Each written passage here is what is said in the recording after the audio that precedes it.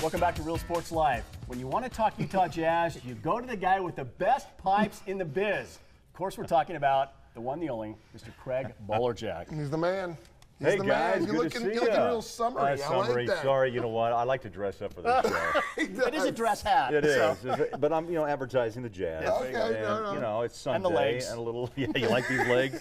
But I did put on a blazer. I like it. Right? So we I put a appreciate blazer that. on I like it. for you. All right, but before we thanks, get good to see you. all things Jazz, what do you think of the NBA Finals so far? Are the Warriors done? I think the Warriors are done. Really? Even if Durant makes his return, I think he checked out personally, maybe 2 weeks. He's been out a month and change. I'll be honest. I'm going to say it right now. I picked it wrong. I thought it'd be everyone. Well, who's your guy? I'm taking a gentleman's sweep, which is a 4-1 Right. Golden State. Or you might be right it's with going to be the 4-1. flip it, right? Let's It is talk what it to is. Yeah, Talk we're about done those with the teams. Warriors. Yeah, forget and that Ricky stuff. Rubio right? made some news the other day saying Yeah. that the Jazz said he wasn't going to be one of the priorities. Is he coming back? What's your thoughts? I think Ricky is a very emotional player from the 2 years that I've known him. I know that he has a great love and respect for this team, and especially the guys in that locker room.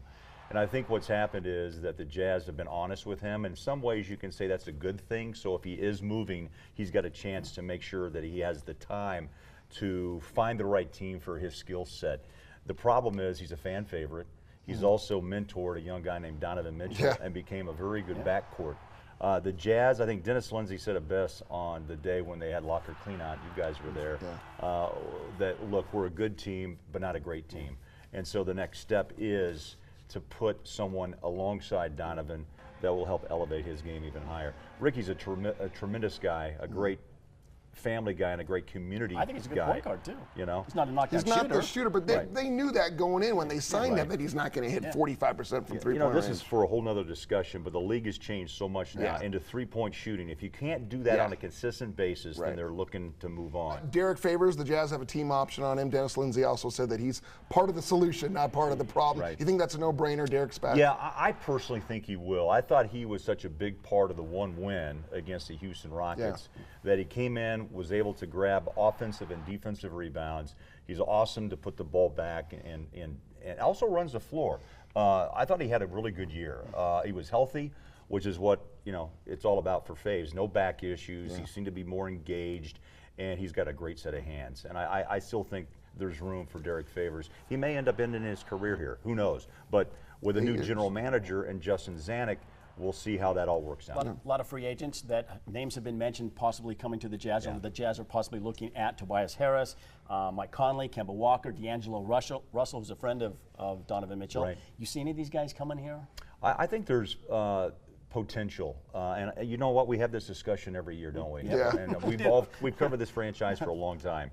And I really kind of believe that with Donovan and Rudy, and also a coach Quinn Snyder and his staff, and the facilities that the Jazz have built for this It's got to be team. an attractive Who wouldn't want to play here? I don't get it. buy the mids, or I call it mid-market. I don't call it small market. This is a mid-market town, mid-market city. And I believe the Jazz have as much to give than other cities. I'm not going to mention them, but I think if we went down a list, there are some other ones that just aren't as attractive as what Salt Lake City is able to give. Is it an issue of pay? Look, I think the Jazz and the Miller family are ready to make that commitment financially. And if they have to jump the cap, I think this may be the summer they do it. We'll find out real soon, because you know what, draft night's not far off.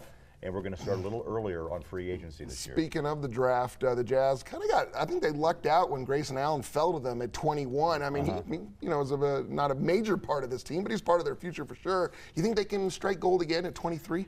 Well, one thing the Jazz do, and I've heard this, like maybe they overdo it from other people around the league, they're probably the most aggressive and inviting potential draft picks. They get a look at everybody. They look, I mean, at a lot of guys. It's probably upwards of 50, 60 by summer's And that's end. down. It used to be like 100. 100, yeah.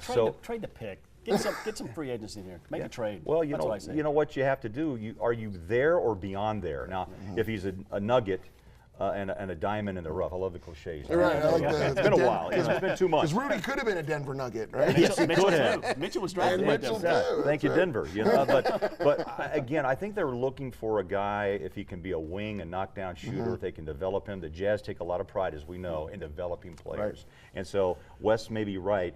It's money that is invested, but maybe not this summer that it's needed. It may be needed elsewhere. How did those words taste coming out of your mouth that Wes may be right? You've never First said time that ever, before. right? Can we Redo we redo this segment? Sorry, we can. It's on tape. It's on Sorry, tape. no, I can't Sorry. do it. Sorry. All right, can you stick around for another segment? I'd love to. All yeah. right, we got him. We're going to keep will him be fun. because coming up, This we're will going to be break down our all-time Utah Jazz first, second, and third teams. I wonder if John Stockton's on the list. I think he is. Stick around.